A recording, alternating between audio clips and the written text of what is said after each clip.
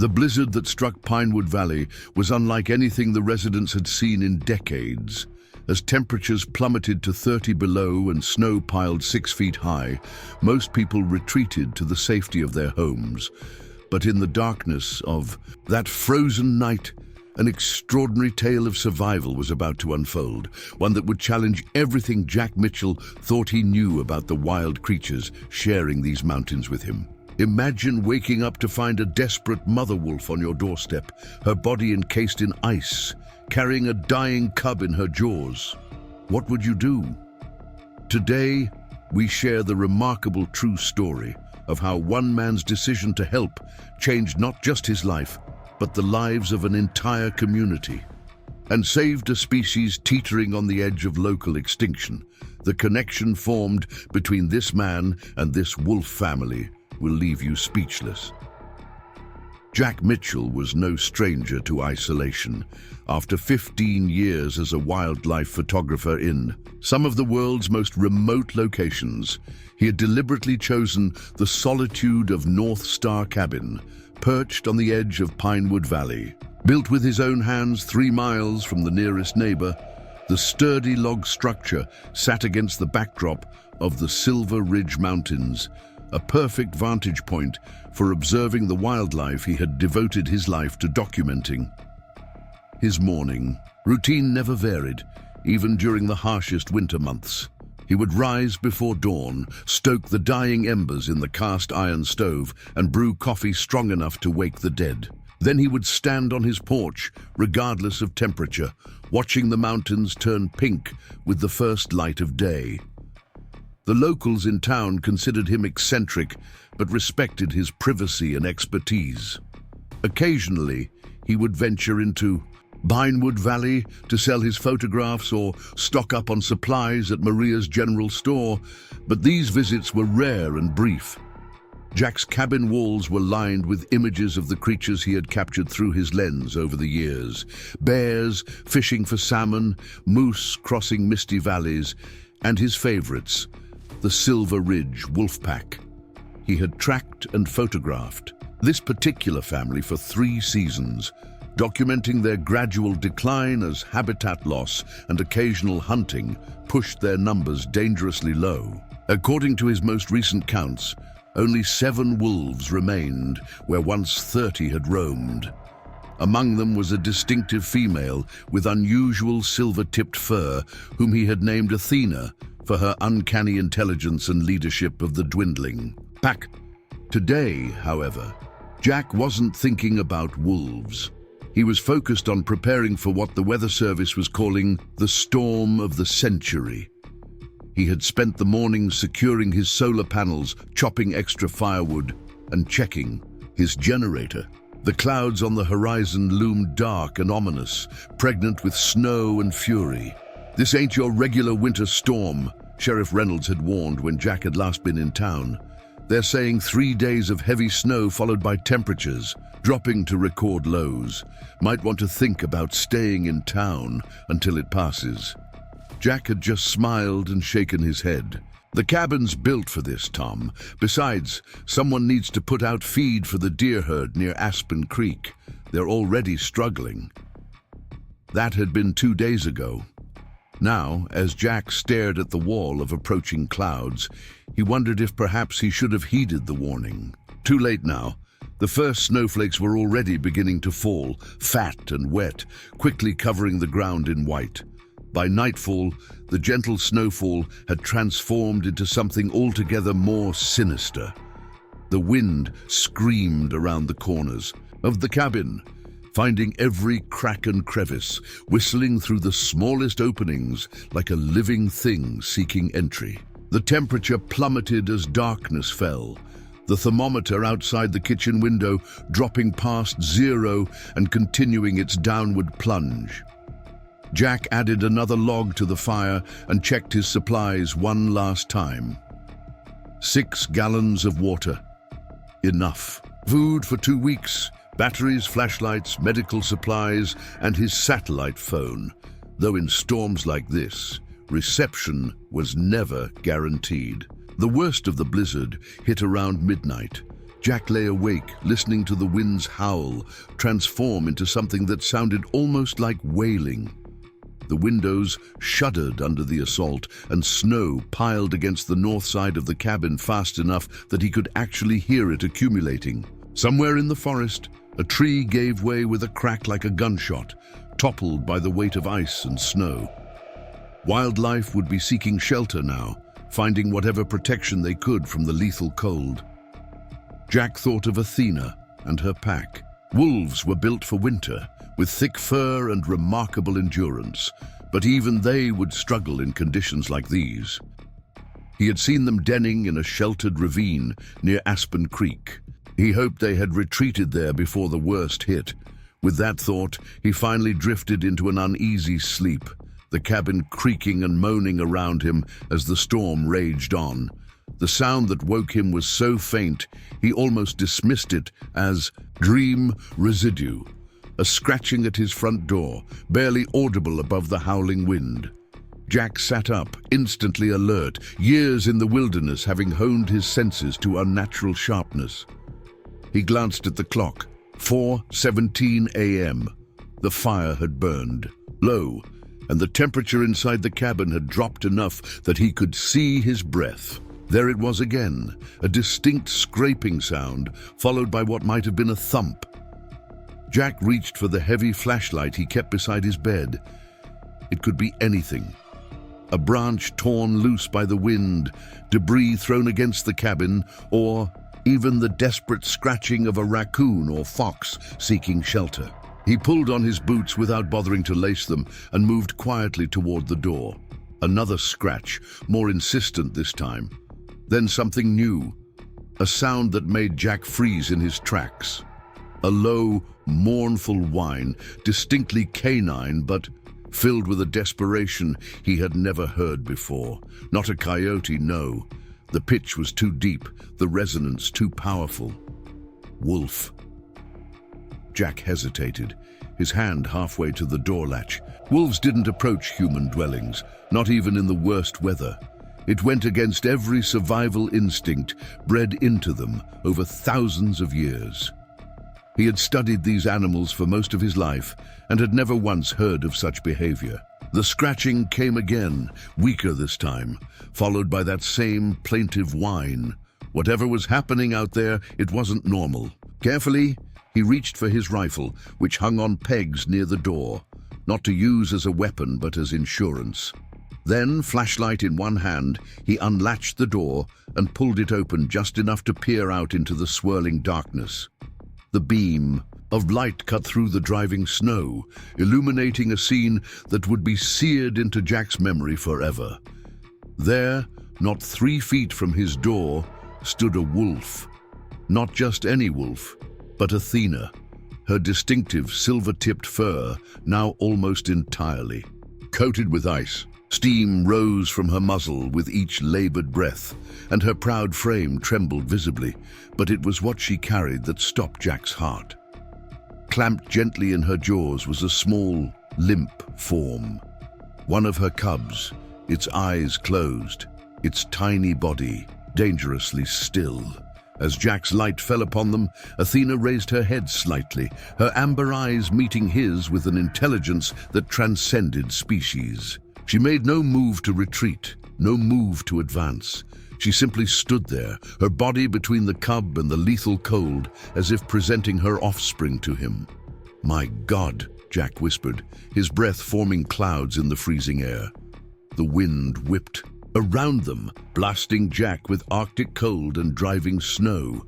Every second the door remained open was precious heat lost from the cabin. Every survival instinct screamed at him to close it, to maintain his shelter against the deadly storm. Yet he couldn't move, transfixed by the impossibility before him. Athena swayed slightly, her powerful legs trembling with exhaustion. Then, with excruciating slowness, she lowered the cub to the snow at her feet and took a half step back. The message couldn't have been clearer if she had spoken it aloud. "Help us." Jack's mind raced through a dozen conflicting thoughts. This was madness. Wolves were wild predators, not domestic animals seeking aid. Even exhausted, even desperate, Athena was dangerous. A cornered mother with a threatened cub, the most volatile combination in nature. Letting her inside went against every principle of wildlife management he knew, every rule of survival in isolated conditions. And yet, she had come to him. Somehow, this wild creature had made a conscious decision to approach a human dwelling, to bring her vulnerable offspring to his doorstep. Was it possible she recognized him from his many days photographing the pack? Had she somehow associated his scent, his presence with safety rather than threat? Or was this simply the last, desperate act of a mother with no other options? The cub hadn't moved. Its small chest barely rose with each shallow breath, its fur wet and matted with ice. Without intervention, it would not survive the night. Perhaps that was nature's way. The storm culling the weak, ensuring only the strongest survived. Who was he to interfere with that ancient process? But as he looked into Athena's eyes, Jack saw something that shattered his detachment. Not just animal, instinct but conscious intent. She had made a choice that defied her nature, that went against millennia of evolutionary caution. And in doing so, she had placed a trust in him that he suddenly found impossible to reject. The freezing wind sliced through his clothes, reminding him that every moment of indecision was dangerous for all of them. Preparing and narrating this story took us a lot of time, so if you are enjoying it, subscribe to our channel. It means a lot to us. Now back to the story. The wolf's sides heaved with each labored breath, her body clearly at the limits of its endurance.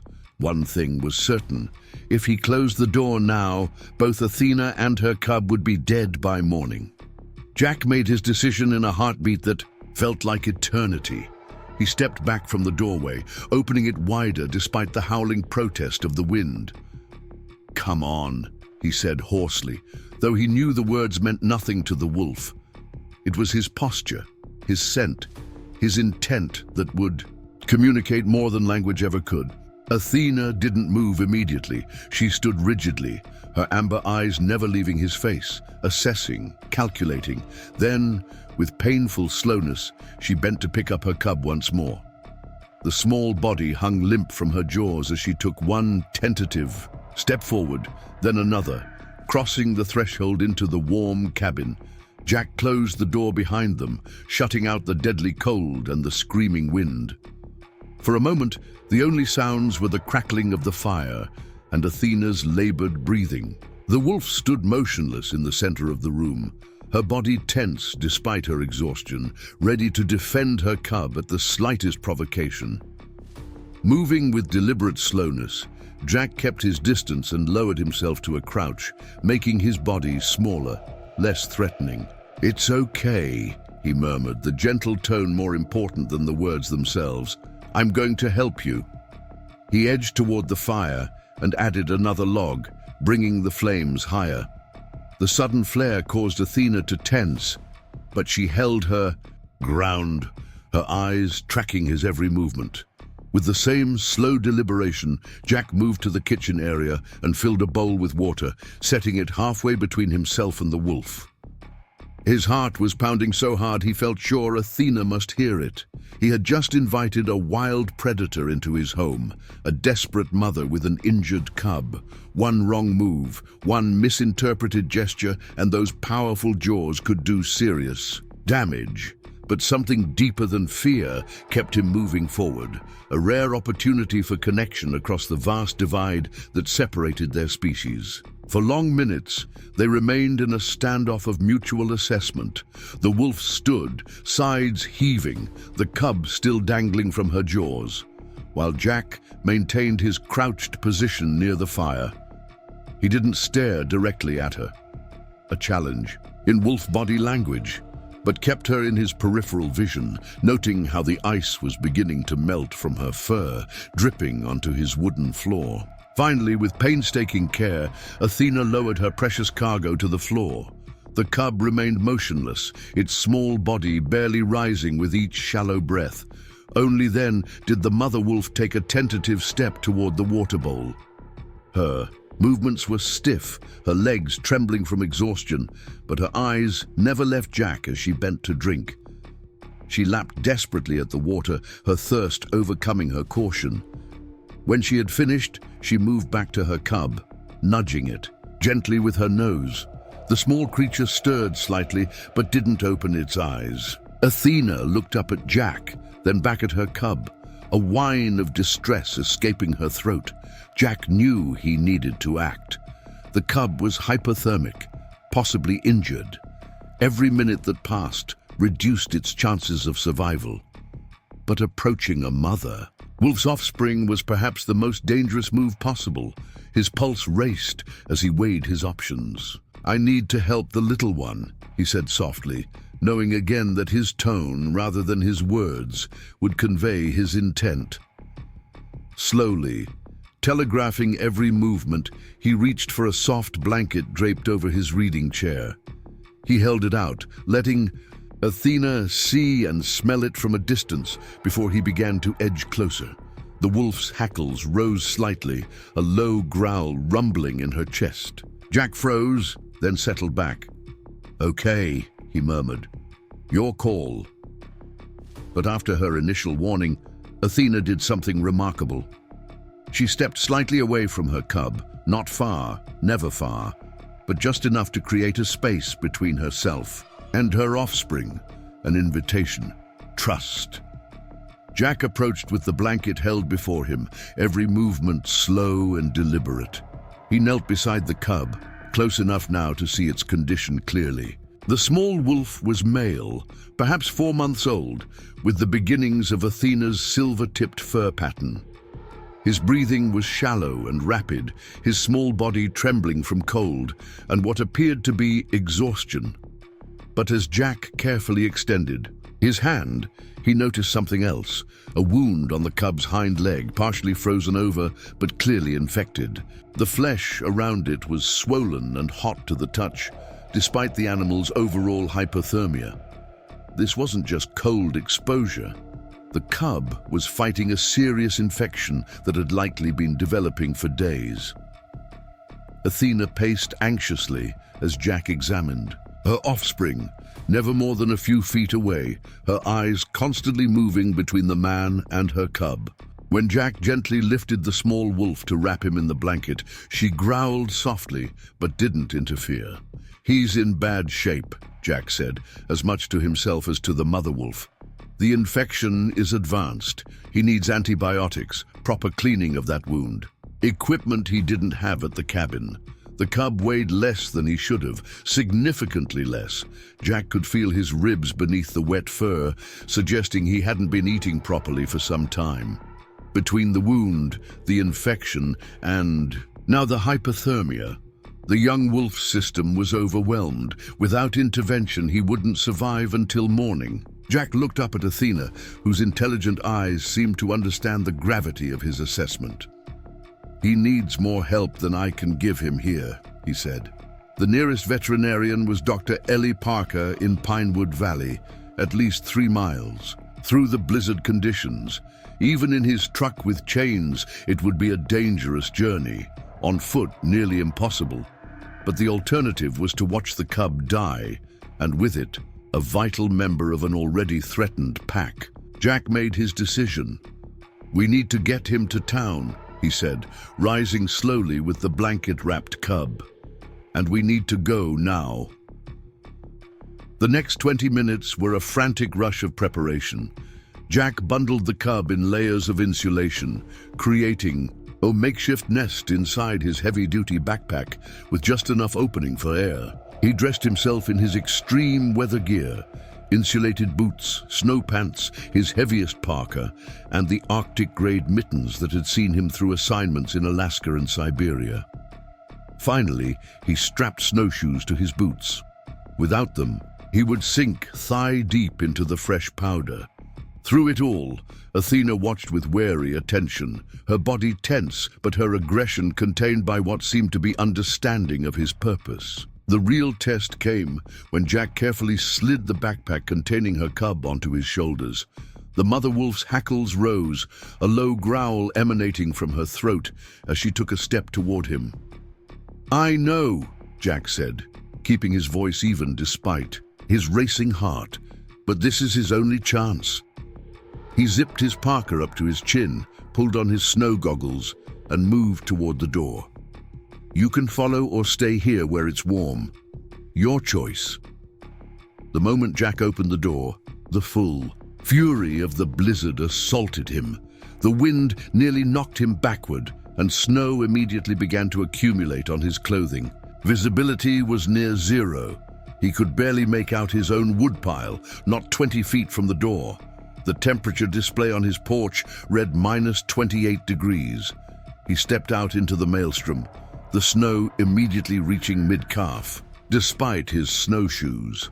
Behind him, Athena hesitated at the threshold, the warmth of the cabin pulling against her instinct to follow her cub. Then with a decisive movement, she leapt past him into the snow, immediately taking the lead position on the barely visible path toward town.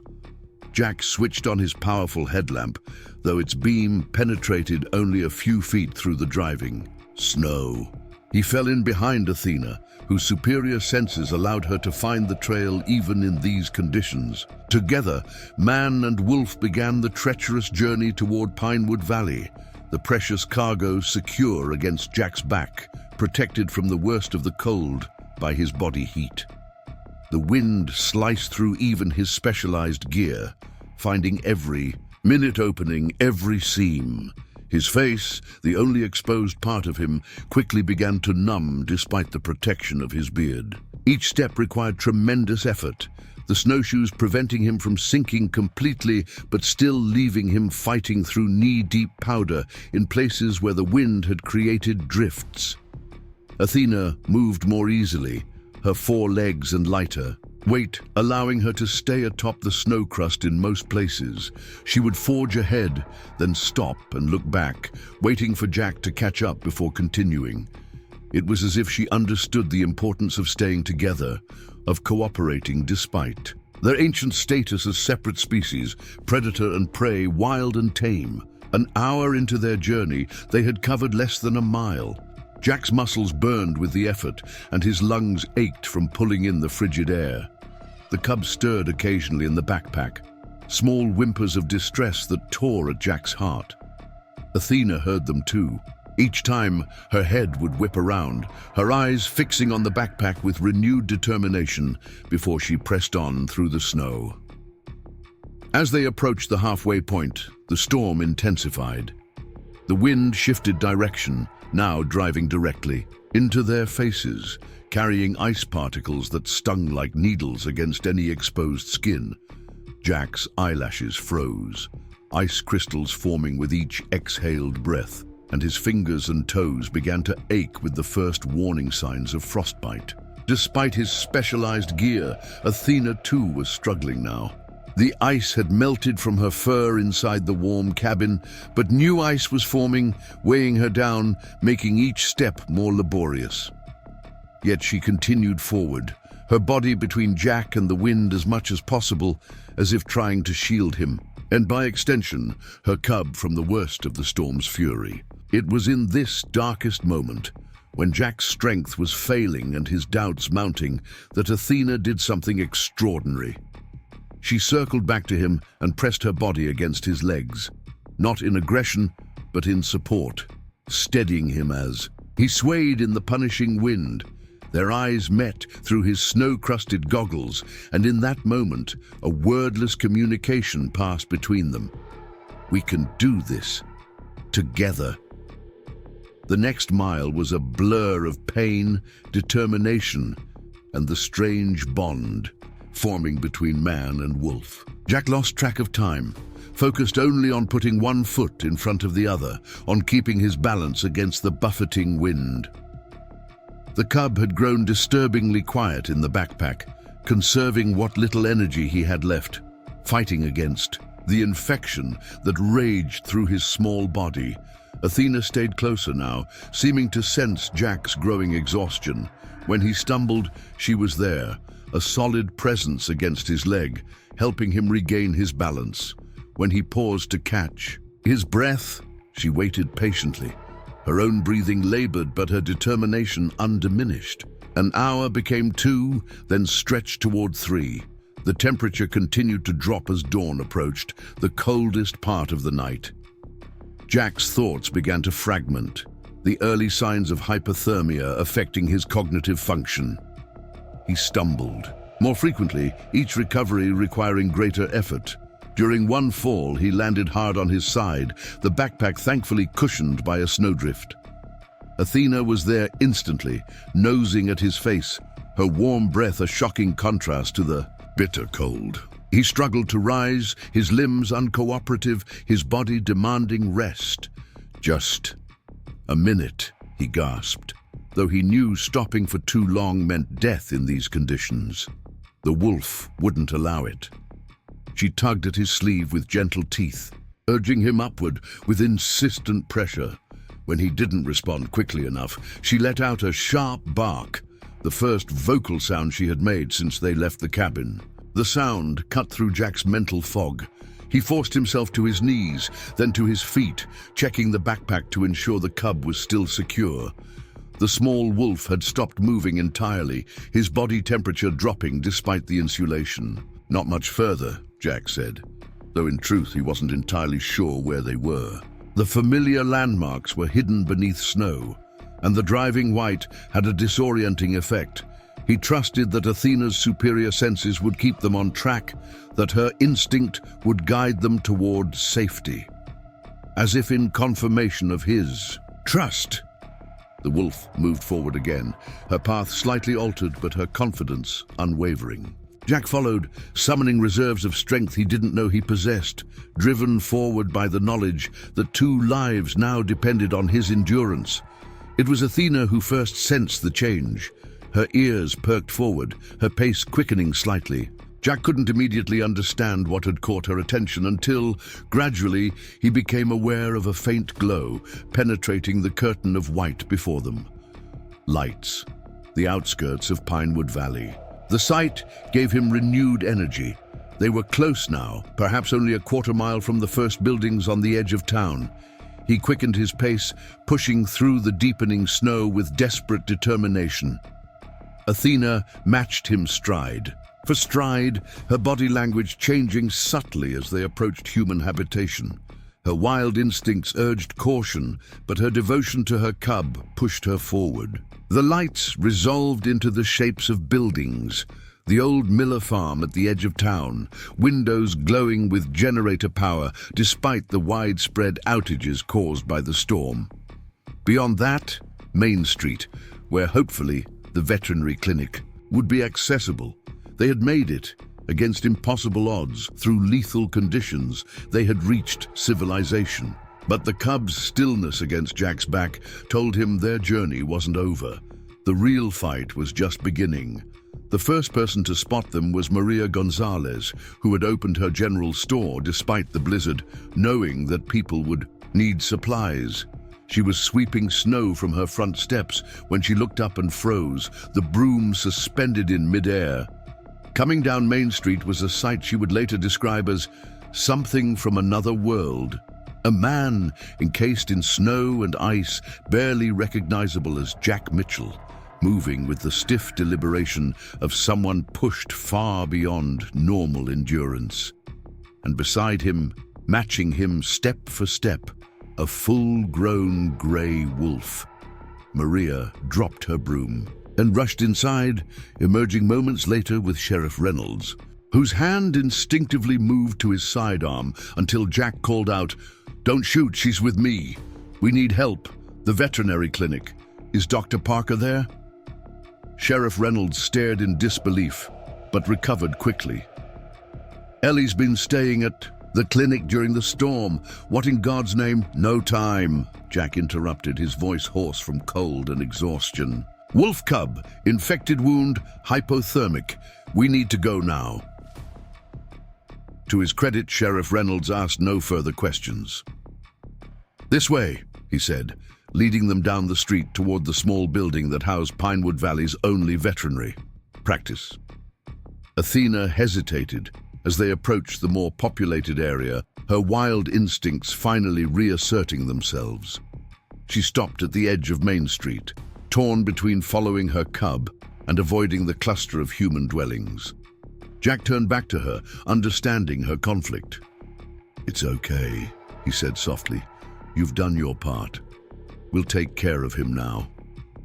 As if she understood his words, Athena sat down in the snow, her amber eyes fixed on the backpack containing her cub. She would go no further, but neither would she leave. Sheriff Reynolds radioed ahead, and by the time they reached the clinic, Dr. Ellie Parker was waiting, her sleeves already rolled up, her examining room prepared. She showed no surprise at Jack's frosted appearance or his unusual cargo, only calm, professional focus. "Bring him in," she said, holding the door wide. Jack carefully removed the backpack and extracted the bundle containing the cub. The small wolf was alarmingly still, his breathing shallow and rapid. "On the table," Dr. Parker directed, already pulling on gloves.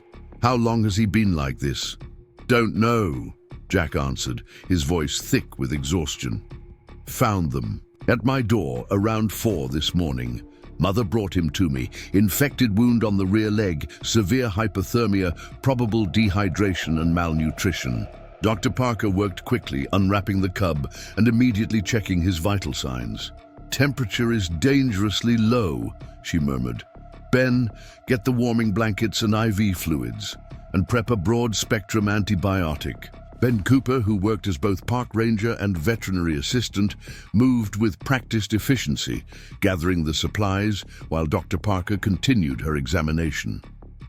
"The infection is serious," she said, inspecting the wound on the cub's leg. "Looks like a puncture wound, perhaps a trap injury that tore when he pulled free." Her eyes flicked up to Jack. "And the mother?" "Outside. Wouldn't come into town, but wouldn't leave him either." Dr. Parker nodded, unsurprised. "You say she brought him to you, deliberately?" "Yes." The word contained all the wonder Jack still felt at the event. "Scratched at my door until I opened it." The veterinarian shook her head in amazement as she worked. "I've heard stories, old trappers' tales about wolves seeking human help. Never believed them until now." The next hour was a tense battle for the cub's life. Dr. Parker cleaned and treated the infected wound, administered antibiotics and fluids, and gradually raised his body temperature with the warming blankets. Jack sat nearby, finally accepting a blanket for himself and the hot coffee Sheriff Reynolds brought him. His own body ached with exhaustion and cold, but he refused to leave. Gradually, the cub began to show signs of improvement. His breathing deepened and steadied. His small body stopped trembling, and eventually his eyes fluttered open, dark amber, just like his mother's. "He's responding to treatment," Dr. Parker said, relief evident in her voice. "The antibiotics are working, and his temperature is approaching normal. He's not out of danger yet, but..." She smiled for the first time. "I think he's going to make it." Jack exhaled a breath he felt he'd been holding for hours. "His mother's still outside," he said. "She needs to know." Dr. Parker hesitated, then nodded. "Ben, bring me a small blanket, one we can spare. Something with the cub's scent on it." Understanding immediately, the ranger brought over the small blanket that had been beneath the cub during the initial treatment. Dr. Parker handed it to Jack. "Show her. She'll understand."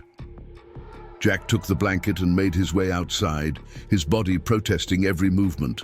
Dawn had broken, though the heavy clouds and continuing snow made it barely brighter than night.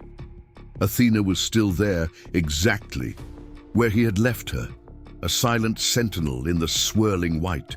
When she saw Jack emerge, she rose to her feet, her body tense with expectation. He approached slowly, then knelt in the snow before her, holding out the blanket with the cub's scent.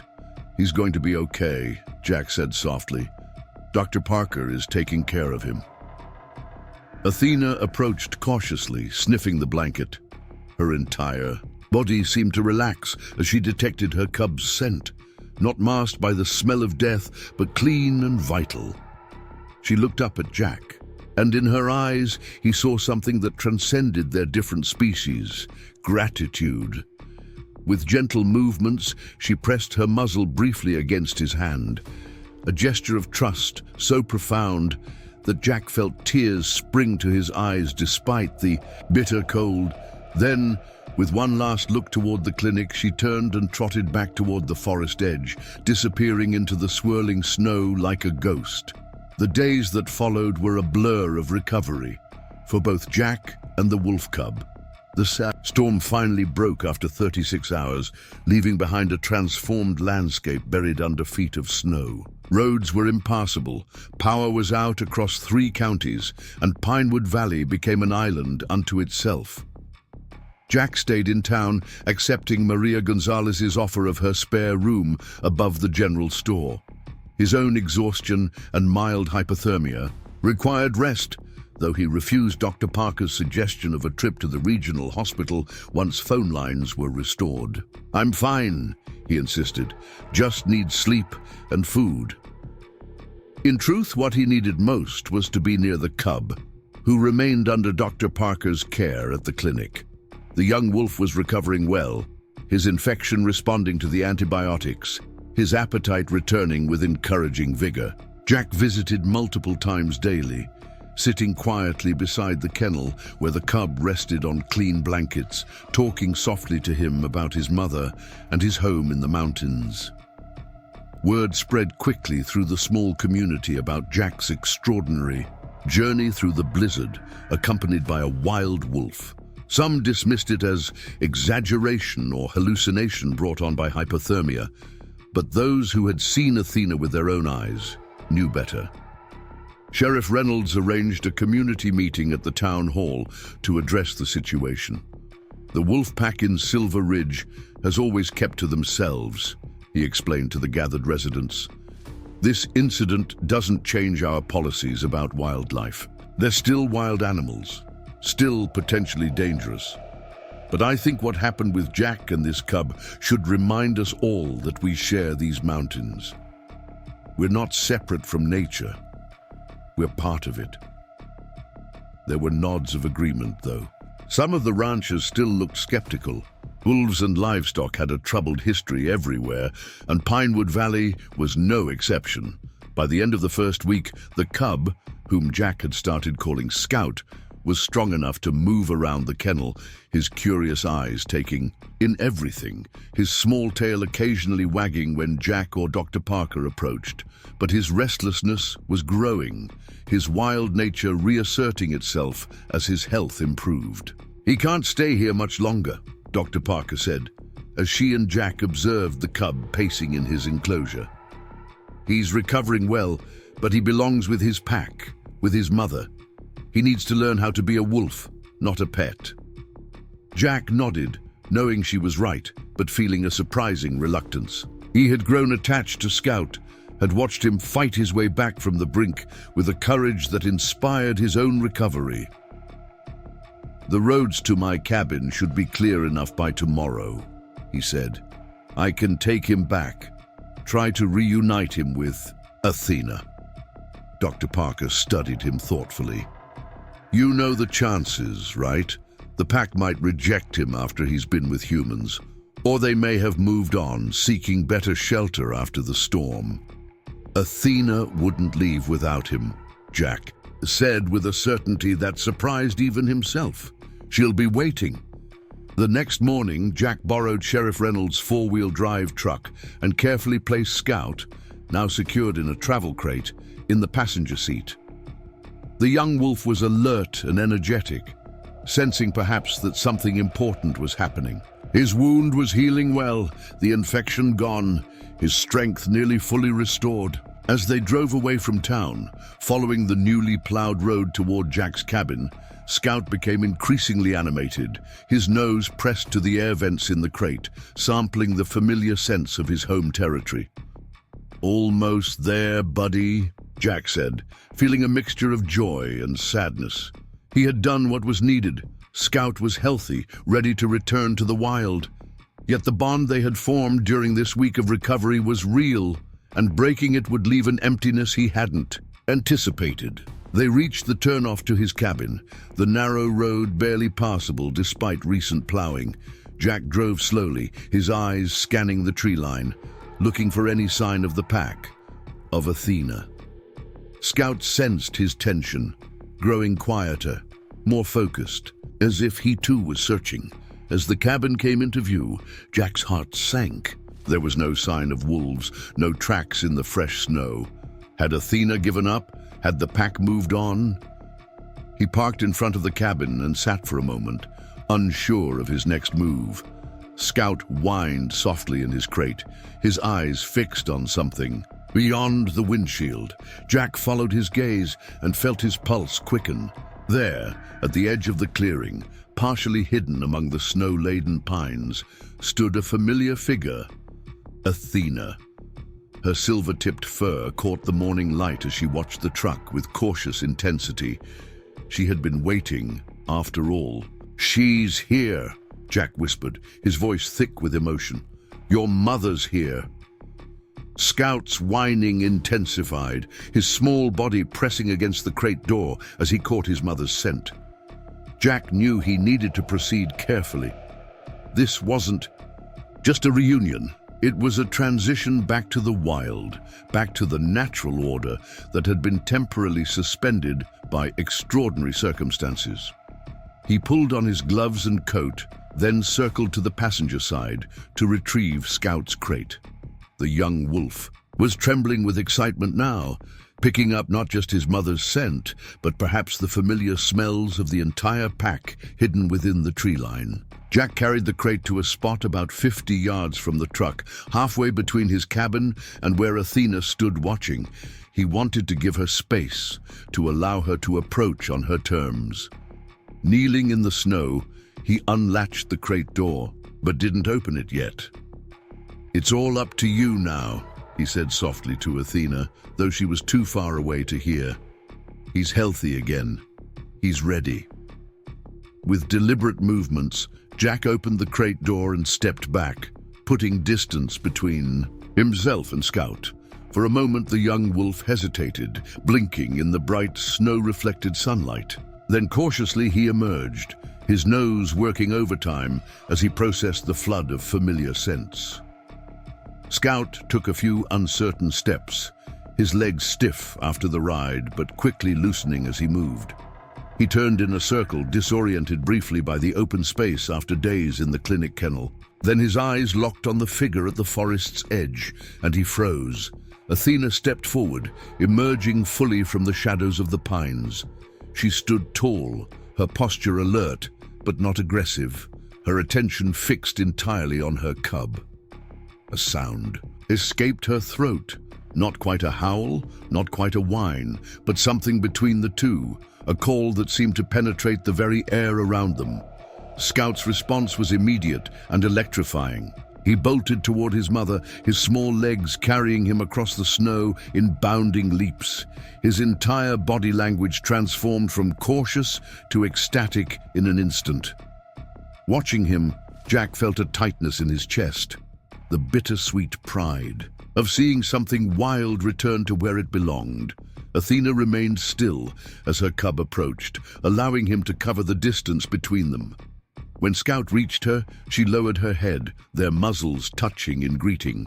She inspected him thoroughly, nose traveling from his head to the healing wound on his leg, assessing his condition with maternal scrutiny.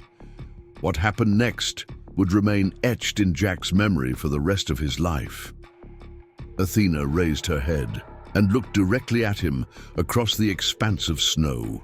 Their eyes met and held in a moment of connection that transcended the ancient boundaries between their species.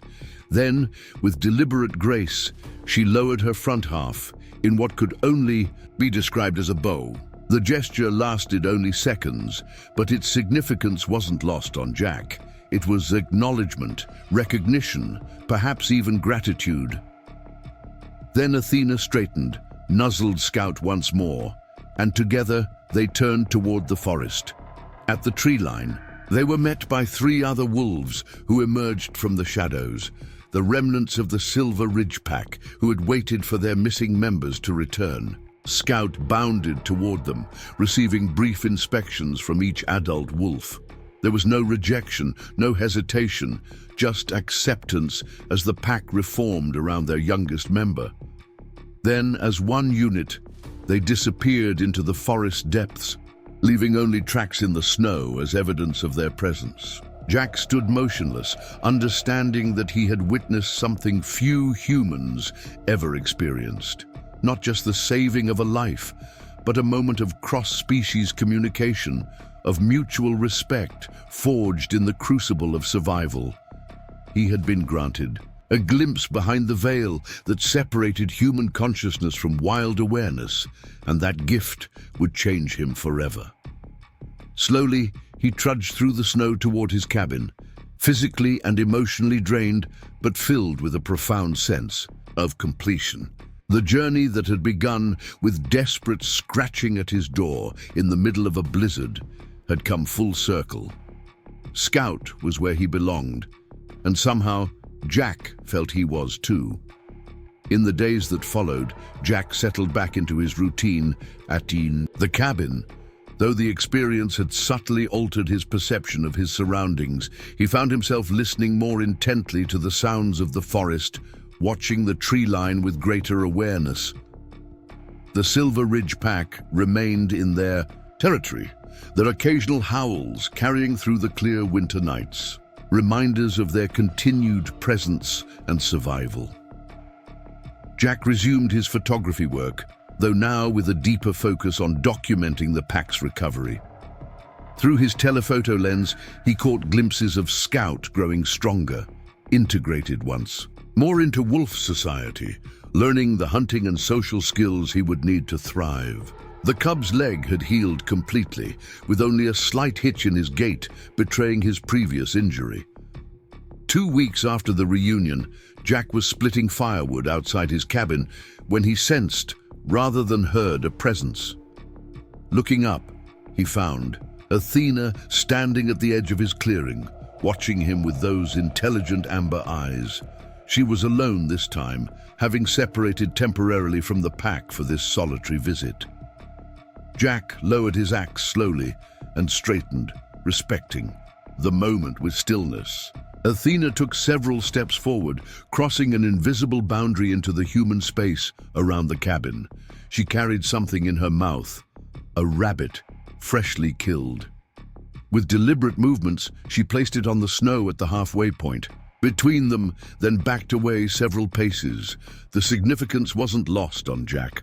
Wolves sometimes shared food with pack members who had helped in a hunt or who needed extra nourishment. This offering was something extraordinary, an acknowledgement of debt, a balancing of scales between species that were usually separated by fear and competition.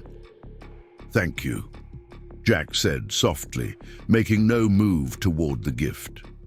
He understood it, wasn't meant to be taken, but recognized for what it represented. Athena held his gaze for a long moment, her eyes reflecting a depth of awareness that challenged everything Jack thought he knew about the line between human and animal consciousness.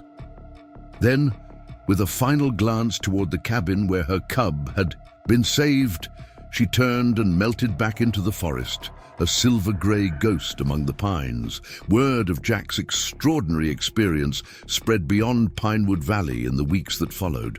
A reporter from the regional newspaper came to interview him, clearly skeptical of the tall tale, but unable to dismiss the corroborating accounts from Dr. Parker, Sheriff Reynolds, and others who had witnessed parts of the story. The resulting article, "Man and Wolf, an Unlikely Alliance," caught the attention of wildlife organizations and researchers interested in wolf behavior and conservation. Dr. Elena Vasquez, a renowned wolf biologist from the State University, arrived in early February to meet with Jack and learn more about his experience. They sat in his cabin, mugs of coffee steaming between them, as Jack recounted the events of that stormy night and the aftermath. "What you're describing goes beyond what we typically understand as animal behavior," Dr. Vasquez said, her expression thoughtful. "A wild wolf deliberately seeking human assistance for an injured offspring. It suggests a level of problem solving and trust that challenges our current models." "It wasn't a conscious decision in the human sense," Jack replied, choosing his words carefully. "I think it was desperation combined with some recognition that I wasn't a threat. I'd been photographing the pack for months. Maybe my scent was familiar enough to be, I don't know, less frightening than other humans." Dr. Vasquez nodded.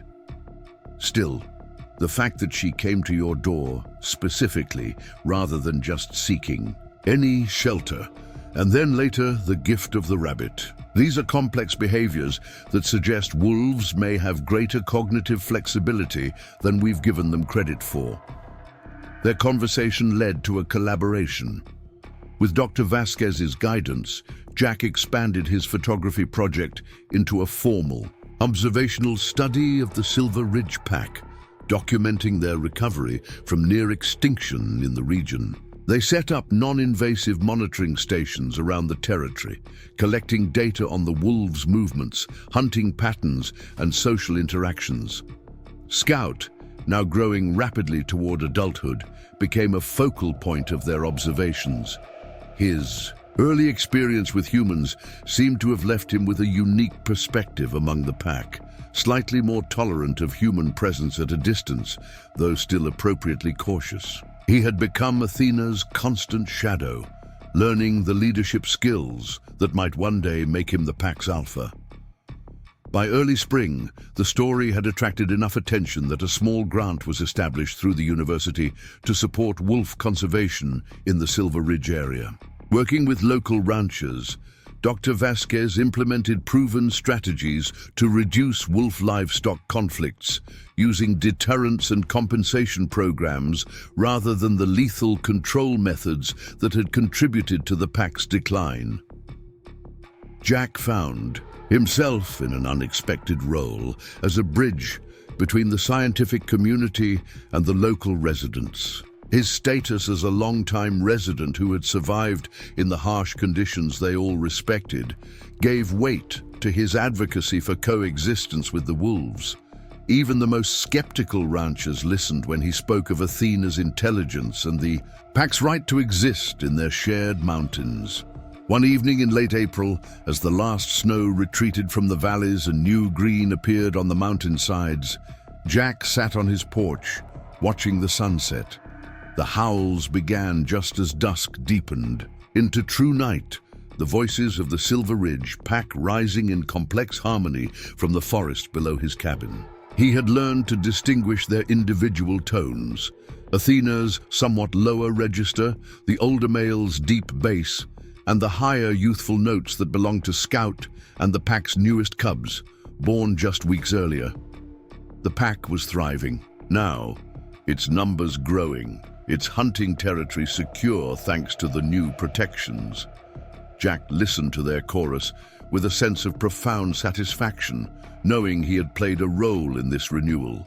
The extraordinary connection formed in a desperate moment during the worst blizzard in decades had rippled outward, transforming not just his own understanding of the natural world, but an entire community's relationship with the predators in their midst.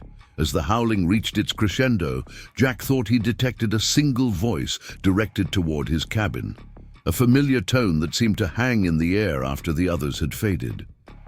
Athena's voice, perhaps, acknowledging once more the unusual bond they shared. Or perhaps it was just his imagination, his human desire to find meaning in the wild voices of the night. Either way, Jack lifted his own voice in response, not in howl but in quiet words carried on the evening breeze. "You're welcome." A year passed, bringing the full cycle of seasons to Silver Ridge. Summer's lush abundance gave way to autumn's golden transformation, followed by winter's quiet dormancy and spring's vibrant renewal. Throughout it all, Jack continued his work, documenting the wolf pack, his photography evolving from simple observation to visual storytelling that captured the complex relationships and behaviors within the group. What had begun as a personal project became something far more significant. Jack's photos, accompanied by thoughtful journal entries detailing his observations, were published in national wildlife magazines. He was invited to speak at conservation conferences, sharing not just the extraordinary story of Scout's rescue, but the ongoing tale of a community learning to coexist with predators. The Silver Ridge pack had doubled in size, now numbering 14 wolves, including the latest generation of cubs. Their success had become a model for wolf recovery efforts throughout the region. Researchers came regularly to Pinewood Valley, staying at Maria's newly expanded boarding house, bringing economic benefits that helped soften even the most hardened attitudes toward wolf conservation. Jack's cabin had evolved as well. A small, professionally built addition now housed his growing collection of camera equipment and a basic laboratory where he could assist Dr. Vasquez with non-invasive sample collection and analysis. Solar panels and satellite internet connected his once isolated home to the wider world of scientific research and conservation advocacy. Yet despite these changes, Jack maintained the quiet, observant lifestyle that had drawn him to the mountains. In the first place, he still rose before dawn to watch the sun illuminate the ridges. He still spent hours in patient silence, waiting for the perfect moment to capture a wolf hunt or familial interaction through his lens. The difference was, in his perspective, he no longer saw himself as merely documenting the natural world, but as an active participant in its preservation. Scout had grown into a magnificent adult wolf, his silver-tipped fur pattern nearly identical to his mother's, though his larger size marked him clearly as male. The slight limp from his childhood injury was now barely perceptible, evident only when he ran at full speed through deep snow.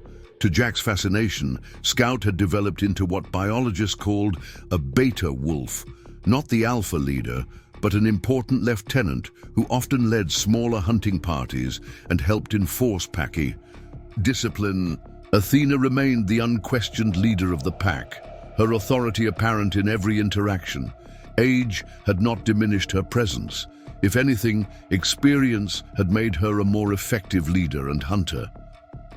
She had successfully produced another litter of cubs in the spring, ensuring the pack's continued growth and genetic diversity. Jack's most recent photographs of Athena had captured something remarkable. Gray beginning to show around her muzzle, the first signs of age in a wolf, who had already lived longer than many of her wild counterparts. These images were among his most powerful, showing the dignity and wisdom evident in her bearing as she led her expanded family through their mountain territory. The relationship between man and wolf had settled into a respectful distance. Athena no longer approached the cabin directly, maintaining the appropriate separation between wild and human domains. Yet occasionally, when Jack was working at one of his observation blinds deep in the forest, he would find her watching him from a nearby ridge, her amber eyes reflecting recognition before she melted away into the trees. One crisp October morning, Jack was photographing the pack from his favorite observation point, a natural rock shelf overlooking a small valley where the wolves often hunted. The entire pack was visible, spread out in a hunting formation as they tracked a small herd of elk moving through the valley below. Jack's telephoto lens captured the subtle communication between pack members, a flick of an ear, a change in posture, a briefly raised tail, signaling position changes. Athena led from the center, coordinating the complex maneuvers with minimal obvious signaling.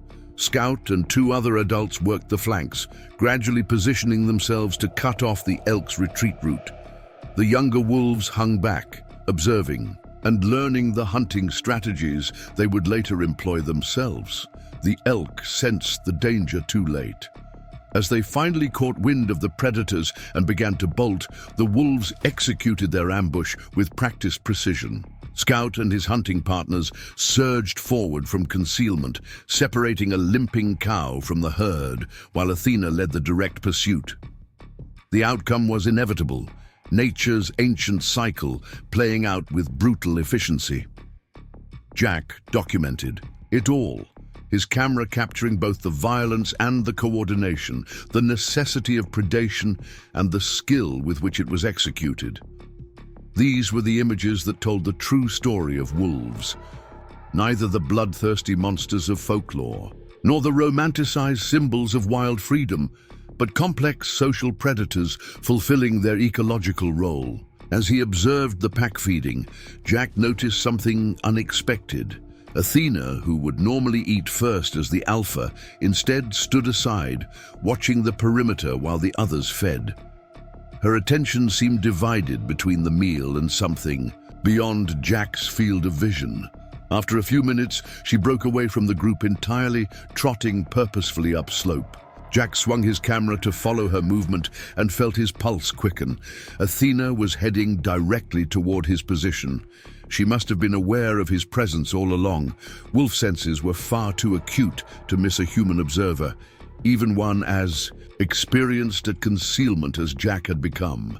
He remained perfectly still as she approached, her path direct and deliberate. When she was perhaps 50 yards away, close enough that he could see the gray hairs on her muzzle without the camera, she stopped and sat, facing him with that intense amber gaze that had lost none of its impact over the passing year.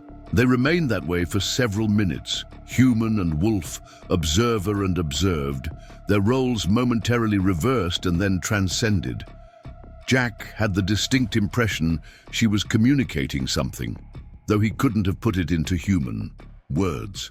There was recognition in that gaze, acknowledgement of their shared history, perhaps even a kind of farewell. Then Athena rose and turned away, pausing once to look back before disappearing over the ridge. It was the last time Jack would see her alive.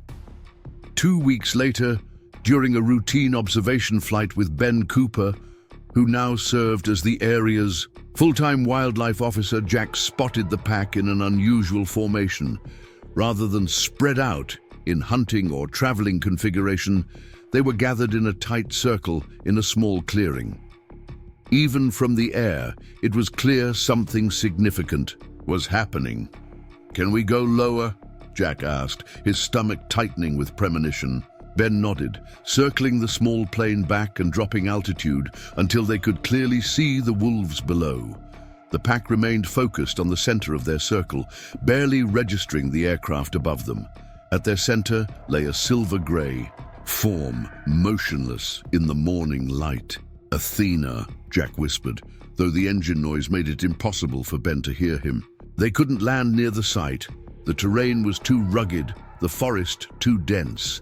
By the time Jack could hike to the location, he knew the pack would be gone, following their instinct to move away from a place of death. Still, he had Ben note the coordinates precisely. He would go there later to see for himself, to understand. The hike took most of the following day. Jack moved through the autumn forest with the quiet reverence of someone approaching a sacred site. The coordinates led him to a small clearing bordered by ancient pines, their needled branches creating a sheltered cathedral-like space beneath. The pack was gone, as he had expected, but they had left evidence of their vigil. The ground was trampled by many paws, circling a central spot where the grass was pressed flat. Jack knelt beside this indentation, running his hand over the crushed vegetation where Athena had lain. There were no remains. The coyotes, ravens, and other scavengers would have reclaimed what the pack left behind. This was nature's efficiency, the physical form returning to the cycle that sustained all life in these mountains. Yet Jack felt Athena's absence as a tangible thing, a vacuum in the complex web of relationships that defined this territory. As He sat in the clearing, absorbing the significance of what had happened here. A sound pulled his attention to the forest edge. Scout stood watching him, his silver-tipped fur catching the dappled sunlight filtering through the pines. Behind him, partially hidden in the shadows, were two younger wolves, descendants of Athena, their lineage evident in their similar coloration. Scout's presence here could not be coincidence. Jack remained still, respecting the distance between them, acknowledging that while their paths had briefly and extraordinarily crossed, they belonged to different worlds. The wolf held his gaze for a long moment, then lifted his muzzle and gave voice to a howl that seemed to rise from the earth itself, a sound of loss, of continuity, of things passing and yet remaining. The younger wolves joined him, their voices twining with his in a complex harmony that washed over Jack like a physical force. He closed his eyes, letting the sound envelop him, understanding it as both eulogy and declaration. Athena was gone, but what she had built would continue. The pack would go on, now under Scout's leadership. When the howling subsided, Jack opened, his eyes to find the wolves gone, melted back into the forest that was their true home. He sat for a while longer in the quiet clearing, then rose and began his journey back to the cabin, carrying with him a deeper understanding of what Athena's life and death represented in the greater pattern of the mountains. In the months that followed, Jack observed the pack's transition to Scout's leadership. The younger wolf had absorbed the lessons of his mother's example, her strategic hunting methods, her careful avoidance of human settlements, her balanced discipline of younger pack members. Under his guidance, the Silver Ridge wolves continued to thrive, adapting to seasonal changes and navigating the complex relationship with the human communities that shared their range. Jack's documentation of this transition became the foundation for his most significant work yet, a book combining photography and narrative that told the full story of the Silver Ridge pack, from near extinction to recovery and renewal. He titled it simply Athena's Legacy, dedicating it to the extraordinary wolf who had crossed the boundary between wild and human worlds in an act of desperate maternal courage. The book's publication coincided with a major conservation victory, based largely on the research conducted in Silver Ridge. State wildlife authorities established an expanded protected corridor connecting several wilderness areas, ensuring genetic exchange between previously isolated wolf populations. The decision wasn't without controversy, but the economic benefits of wildlife tourism and the successful coexistence model developed in Pinewood Valley helped sway public opinion. On the anniversary of the blizzard that had brought Athena to his door, Jack sat on his cabin porch, listening to the evening chorus of the wolf pack echoing through the valleys below. Their voices rose in complex harmony, carrying messages he could sense but never fully decode. Territorial announcements, family bonds reaffirmed, the simple joy of communication. Among those voices, he could now distinguish Scout's deeper tones, confident and strong, anchoring the pack's chorus just as he anchored their daily existence. The continuation of life, the passing of knowledge from one generation to the next, the resilience of a species that had nearly been eliminated from these mountains, all contained in that wild music. Jack lifted his camera, though the light was nearly gone and the wolves themselves were invisible in the gathering darkness. The image he captured showed only the mountains silhouetted against the last pale glow of sunset, with the dark forests rising toward the ridgelines. Yet somehow, it became one of his most powerful photographs. What couldn't be seen was as important as what could, the invisible presence of the wolves implied rather than shown. Later that night, as a light snow began to fall outside his cabin window, Jack added the final words to the epilogue of Athena's Legacy. What remains beyond the scientific observations and conservation policies is a story of connection across species, across the divide between wild and human. For a brief moment during that historic blizzard, those ancient boundaries dissolved, allowing for an impossible understanding between a desperate mother wolf and a solitary human. That understanding, that momentary bridge between separate worlds, created ripples that continue to spread outward, transforming not just an ecosystem, but our place within it. Athena is gone now, returned to the earth that sustained her, but her legacy continues in every howl that echoes through these mountains, in every silver-tipped wolf that follows the trails she established, in every human mind that has expanded, to recognize the complex awareness of the creatures with whom we share this planet. She taught me, that the line between human and animal consciousness is not the impermeable barrier we once believed, but rather a permeable membrane through which understanding can flow, if only we are open to its passage. And this is not just the story of a wolf who sought human help, or of a man who answered that desperate plea. It is the story of these mountains and all who dwell within them, finding ways to coexist in a world that grows smaller and more interconnected. With each passing year, Athena's courage became Scout's inheritance, and that inheritance now belongs to all of us who have been touched by their story. A reminder that compassion can cross boundaries we once thought impenetrable, creating connections that outlast our individual lives. Jack closed his notebook and moved to the cabin window, watching snow accumulate on the porch railing. Somewhere in the darkness beyond, Scout and his pack would be denning together against the cold, their bodies sharing warmth, their bonds strengthened by the challenges they faced together. The thought brought a smile to Jack's face, not the melancholy smile of one remembering loss, but the satisfied expression of someone who has witnessed something complete and right in the world. He had done more than save a wolf cub that desperate night.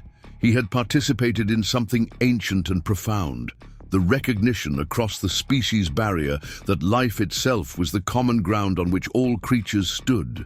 It was a lesson as old as humanity's first encounters with the wild, yet as fresh and relevant as the snow falling outside his window.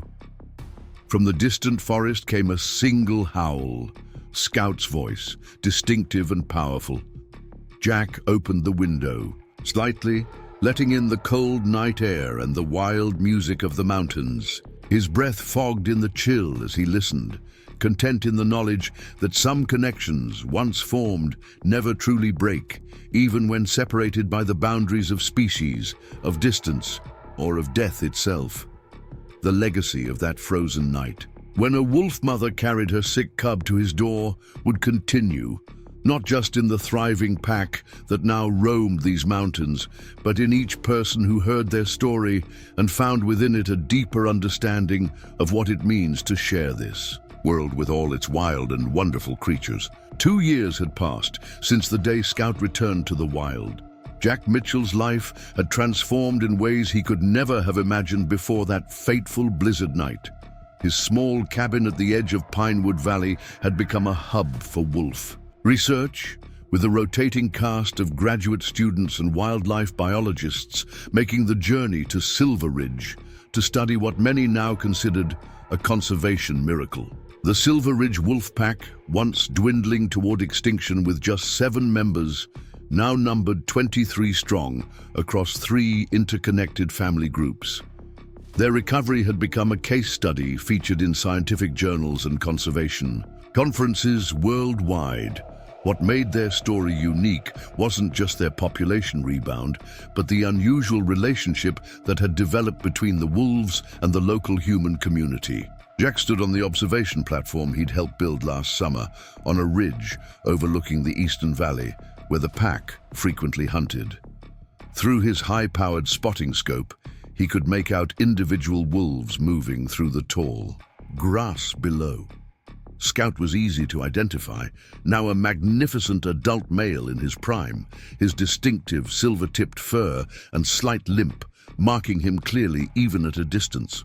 As the pack's alpha male for over a year now, He led with the same intelligent caution his mother had shown, keeping the pack healthy and mostly invisible to human eyes. "Anything interesting today?" Dr. Maya Patel approached from behind, her footsteps nearly silent on the wooden platform.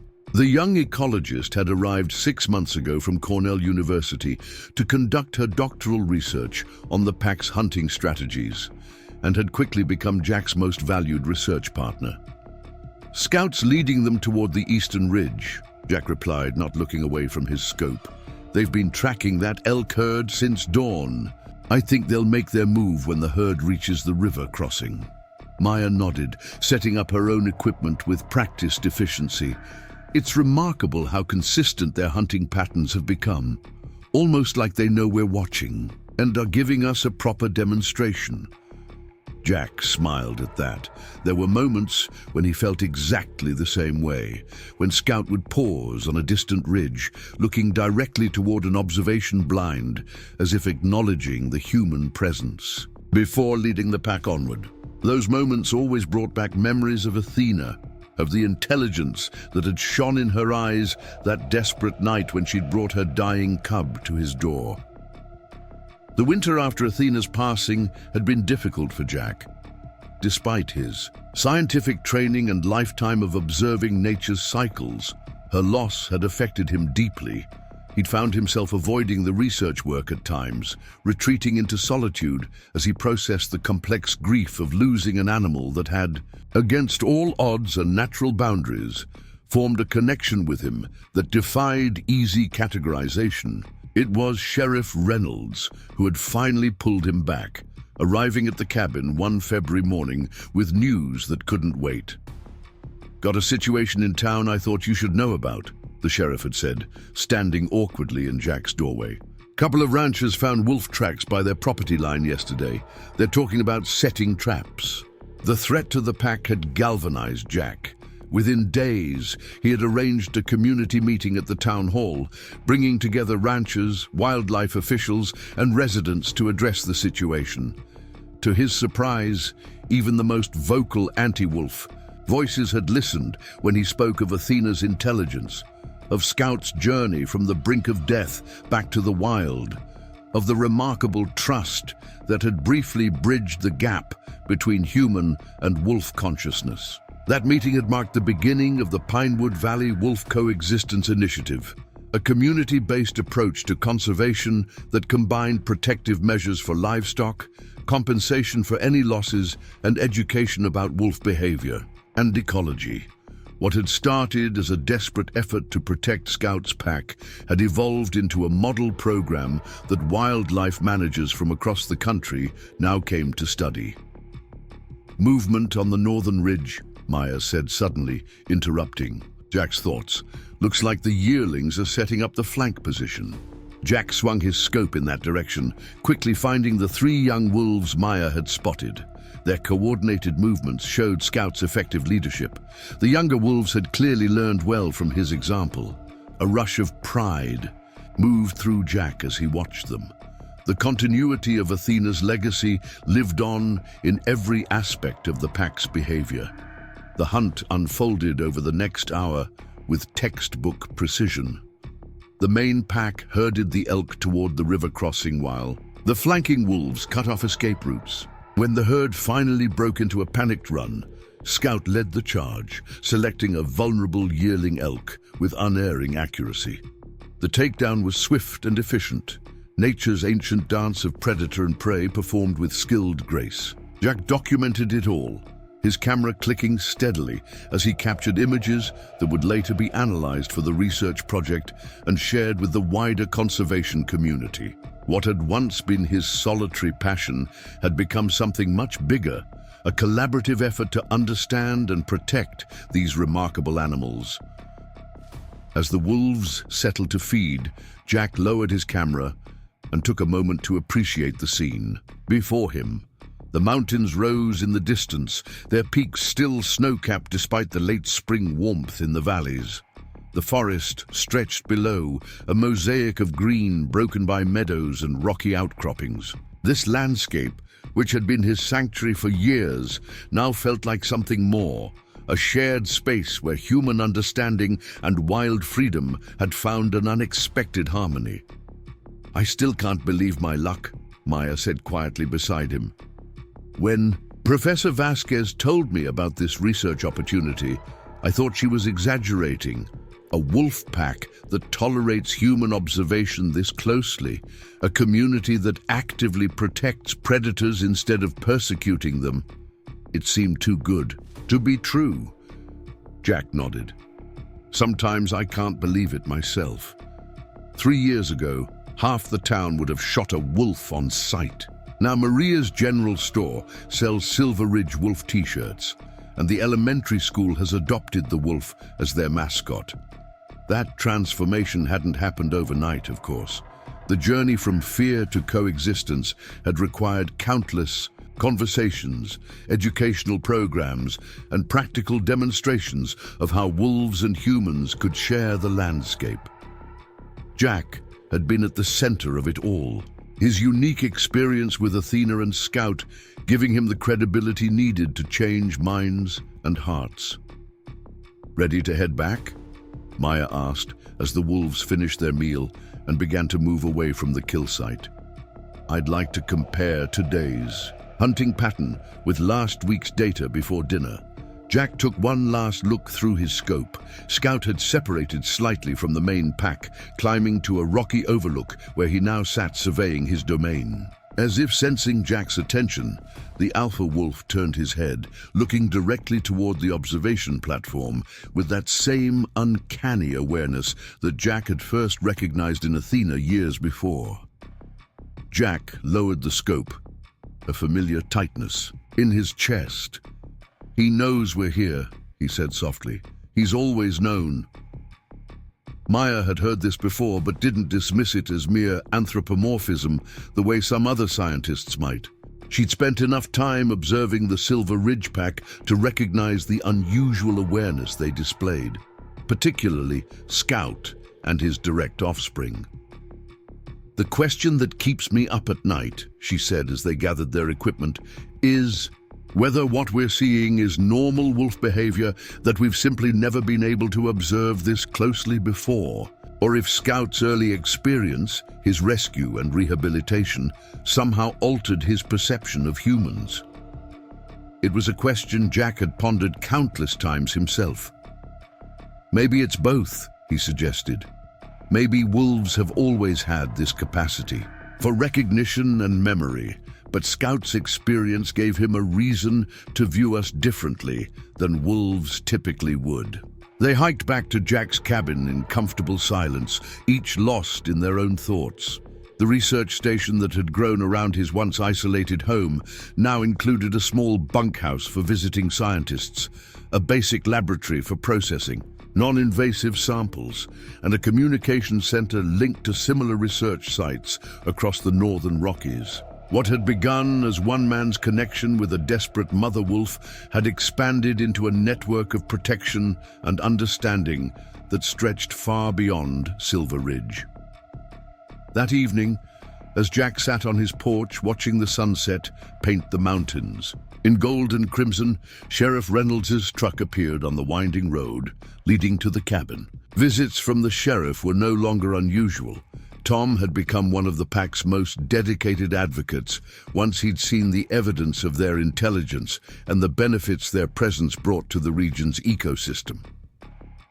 "Got something interesting you might want to see," Tom called as he climbed out of his vehicle. He reached into the passenger seat and retrieved what looked like a small camera. Jack raised an eyebrow questioningly as the sheriff approached. "Highway Department installed wildlife cameras on Route 16 last month," Tom explained, handing over the device. "This is footage from yesterday morning, about 15 miles south of here." Jack turned on the camera and watched the date-stamped video that appeared on the small screen. It showed a section of the two-lane highway that connected Pinewood Valley to the nearest large town. For several seconds, nothing happened. Then, from the right side of the frame, a large wolf appeared, unmistakably Scout, his silver-tipped, Fur and slight limp clearly visible even in the grainy footage. The wolf approached the road cautiously, then stopped at the edge. What happened next made Jack's breath catch. Scout looked both ways, clearly, deliberately checking for traffic, in each direction, before crossing the road with purposeful strides. On the other side, 3 younger wolves waited, following only when their alpha had safely crossed and signaled with a flick of his tail that it was safe. "He looked both ways," Tom said, the amazement still evident in his voice. "Like he was teaching the younger ones how to cross safely. I've never seen anything like it." Jack nodded, unable to speak for a moment. He'd observed similar behavior during his own research, but had sometimes questioned whether he was projecting human characteristics onto the wolves. This clear video evidence, captured by an objective source, confirmed what he'd believed for years. Scout's intelligence went beyond what science traditionally attributed to wolves. "They're adapting," Jack said finally, handing the camera back. "Learning to navigate a world shaped by humans. Scout knows the danger of roads because he's experienced human technology firsthand. Now he's passing that knowledge to the next generation." Tom shook his head in wonder. "When I think about how close we came to losing them all, how the old county management plan called for elimination of wolves that approached human settlements, it makes my skin crawl." Jack understood the feeling. The journey from that desperate night in the blizzard to the current state of coexistence had been neither simple nor guaranteed. It had required a fundamental shift in how humans perceived their relationship with predators, from dominance and fear to respect and accommodation. "The State Wildlife Commission wants to use this footage in their education program," Tom continued. "They think it might help change minds in some of the more resistant communities further east." Jack nodded. "Tell them they're welcome to it. The more people understand what we're dealing with here, not just instinct-driven predators, but animals with complex cognition and social learning, the better chance we have of protecting them long-term." After Tom left, Jack remained on the porch as twilight deepened into night. The first stars appeared above the mountains, and with them came the sound he waited for each evening, the chorus of wolf howls rising from the valleys below, Scout's deep voice leading the pack's communication. Across the landscape, Jack closed his eyes, letting the wild music wash over him. Each howl carried meaning beyond human comprehension, territorial messages, family bonds, hunting coordination, yet he felt connected to it nonetheless.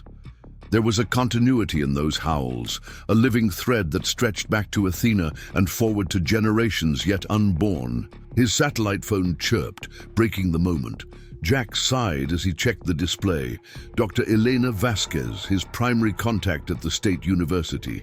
He answered, wondering what could be urgent enough to warrant a call rather than their usual weekly email exchange. "Jack, I've just received some news you should hear right away." Elena's voice was tight, with an emotion he couldn't immediately identify. "The International Conservation Union is announcing their annual awards next week, and a reliable source tells me Silver Ridge is on the list." He took a moment to process this. The ICU Awards were among the most prestigious recognitions in global conservation, typically given to large-scale projects with institutional backing and governmental support. Their small community-led initiative hardly seemed to qualify. "That's unexpected," he managed finally. "What category?" "The Templeton Award for Cross-Species Understanding," Elena replied, excitement now clear in her voice. "It's for projects that advance human recognition of non-human intelligence and cognition. Jack, this is huge. It comes with a substantial grant that could fund the research station for years." The news was overwhelming. What had begun as a desperate effort to save one wolf cub had expanded beyond anything Jack could have imagined, touching lives, both human and animal, across an ever-widening circle.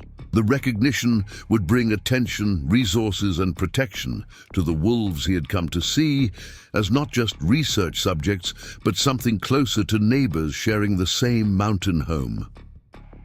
"There's more," Elena continued. "They want you to come to Geneva for the award ceremony next month. It's time the wider world heard this story directly from you." Jack's first instinct was refusal. He had deliberately chosen a life away from crowds and cities, finding his purpose in the quiet observation of wild things. The thought of standing on a stage before an international audience made his chest tighten with anxiety. "I don't know, Elena," he began hesitantly. "Maybe someone else could—" "It has to be you," she interrupted gently. "You're the bridge, Jack. You're the one who was there that night, who made the choice to help when it defied all logic and training. The story loses its power if told second-hand." After they hung up, Jack walked to the edge of his property where the forest began. The moon had risen, casting silver light across the landscape and creating shifting shadows beneath the pines. Somewhere in that darkness, Scout and his pack moved through their nightly routines, hunting, playing, resting, their lives intersecting with human awareness, but never fully captured by it. The thought of leaving, even temporarily, created an unexpected sense of loss. These mountains had been his home for so long that he measured his life by their seasons rather than calendar dates. Yet Elena was right.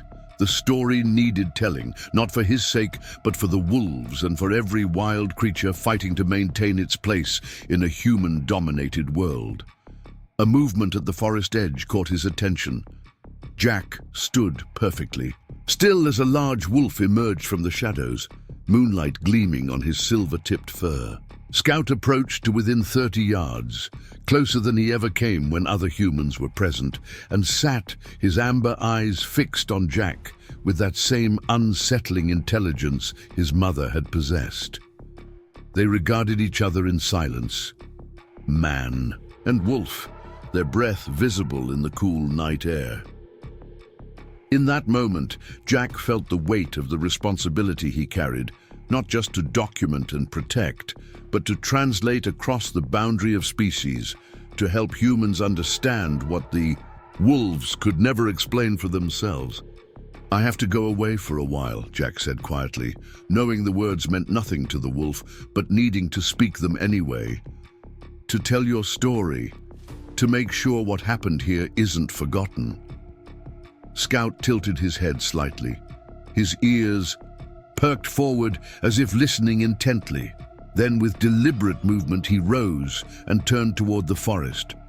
At the tree line, he paused and looked back once, a gesture so reminiscent of Athena that Jack's chest tightened with recognition. Then the wolf was gone, a shadow melting into deeper shadows.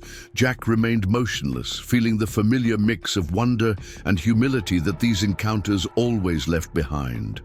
There was wisdom in those amber eyes that science was only beginning to acknowledge, an intelligence different from human consciousness, but no less real, no less worthy of respect and protection. The flight to Geneva a month later was Jack's first international trip in over a decade. He felt awkward in the suit Elena had insisted he purchase, his usual field clothes and boots replaced by unfamiliar formality. The conference center bustled with conservationists, scientists, and policymakers from around the world, their conversations creating a background hum that set his nerves on edge after years of mountain quiet. His presentation was scheduled as part of the award ceremony, a 15-minute address to share the Silver Ridge story with the assembled delegates. As he waited backstage, Jack found himself wishing for the simple clarity of his observation. Blind, where success was measured in documented wolf behaviors rather than human reactions. 5 minutes, Mr. Mitchell, an event coordinator informed him with a reassuring smile. The hall is completely full. Your session has generated quite a buzz. Jack nodded, his mouth suddenly dry. The photographs he would share had been carefully selected, Images that captured not just the physical beauty of the wolves, but moments that revealed their intelligence, their social bonds, their essential wolfness. He had refused to anthropomorphize them in his presentation, insisting instead on letting their natural behaviors speak to their cognitive complexity. When his name was announced, Jack walked onto the stage, with the measured pace he used in the field, consciously controlling his movements as he would when observing wildlife. The audience before him, hundreds of faces from dozens of countries, seemed more intimidating than any predator he had ever encountered in the wild. He began simply, his voice low but clear. 3 years ago, during the worst blizzard in decades, a mother wolf appeared at my cabin door in the mountains of Silver Ridge. She was carrying her dying cub in her jaws. What happened that night challenges everything we thought we knew about the boundary between human and wild intelligence. As he spoke, sharing the story of Athena and Scout and the extraordinary bridge that had formed between species, Jack felt the audience leaning forward, their attention complete. The photographs projected behind him told their own story. Scout's recovery, Athena's dignity, the pack's resurgence, and finally, the video from the highway camera showing Scout teaching younger wolves to check for traffic. What we're witnessing in Silver Ridge isn't just a conservation success story, Jack concluded, his initial nervousness replaced by the quiet conviction that had driven his work for the past 3 years.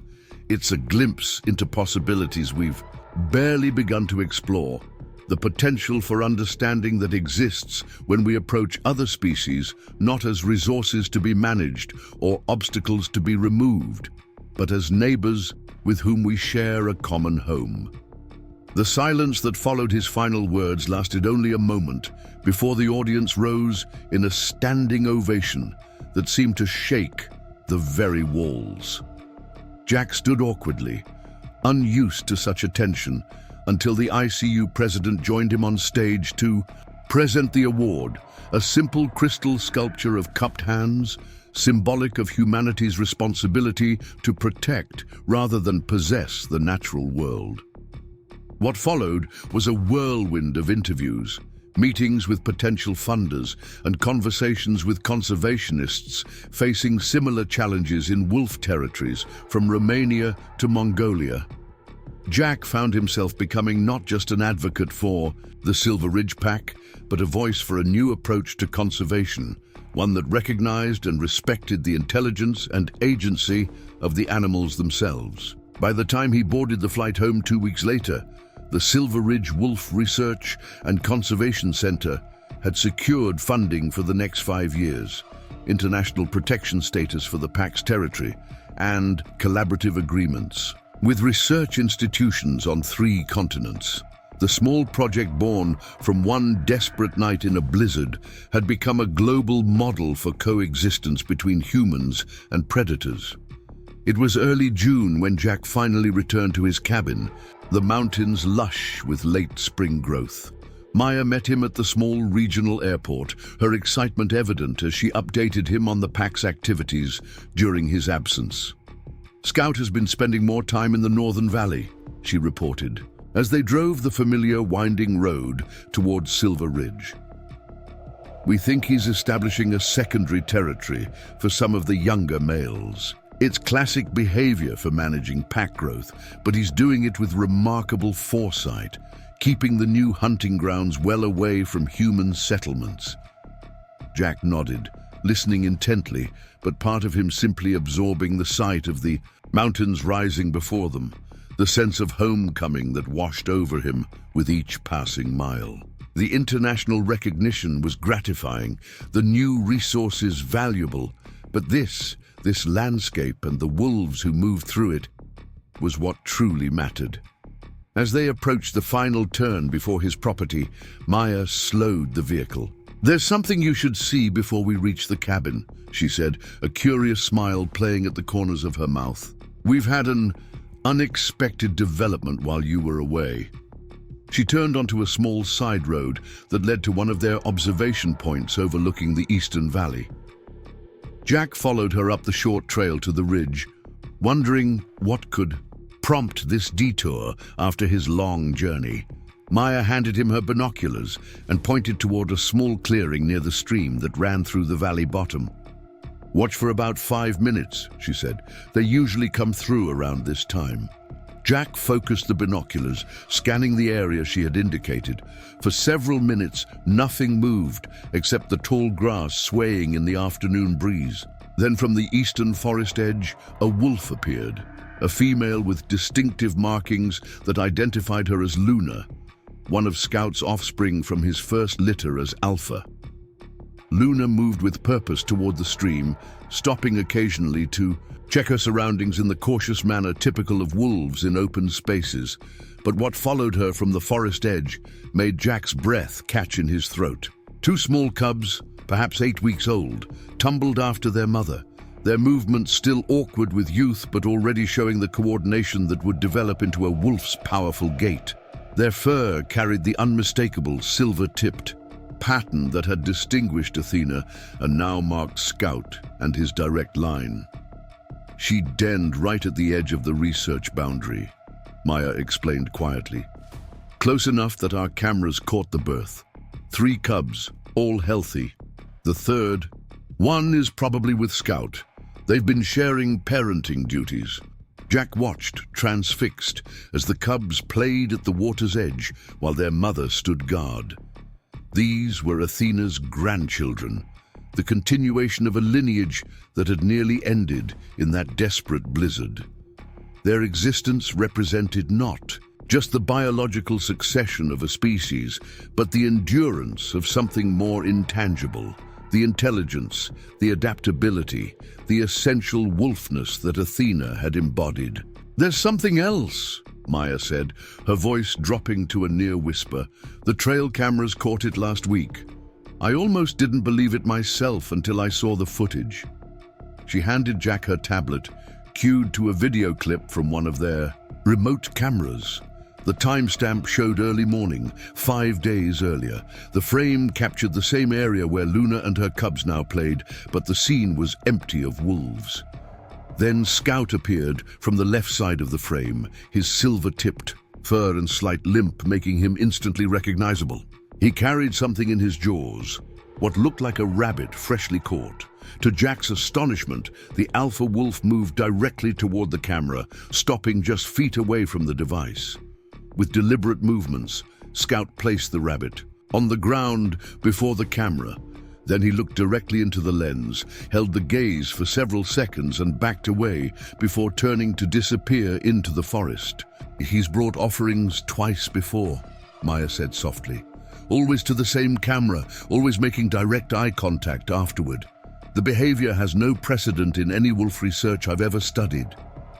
Jack handed the tablet back, a strange tightness in his chest. "It's the camera nearest to the cabin," he noted. "The one that would have the most human scent on it from our maintenance visits." "Yes," Maya confirmed, "and he only started after you left for Geneva. The timing can't be coincidence." They stood in silence for a moment, watching as Luna gathered her cubs with a soft vocalization and led them back toward the forest edge. The implications of what they had witnessed hung between them. Not just remarkable animal behavior, but something that pushed at the boundaries of how science understood animal cognition. "He's communicating," Jack said finally, giving voice to what they both knew, but what would be met with skepticism by much of the scientific community. Not just reacting to his environment or following instinct, but deliberately engaging with a human presence in the landscape. Maya nodded. "The question is, what is he saying?" Jack had no answer, at least none that would satisfy the rigorous standards of scientific evidence. But as they walked back to the vehicle to complete the journey to his cabin, he carried with him the image of Scout's deliberate offering before the camera, a gesture that seemed to reach across the divide between species with meaning too complex for simple interpretation. That evening, as Jack sat on his porch, watching the sun sink behind the western ridge, the familiar chorus of wolf howls rose from the valleys below.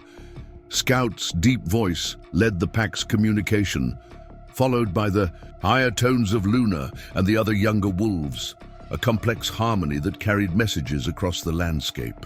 Jack closed his eyes, listening not just with his ears, but with something deeper, the part of himself that had recognized Athena's desperate plea that frozen night years ago, that had glimpsed the intelligence behind her amber eyes and responded, not with fear, but with compassion.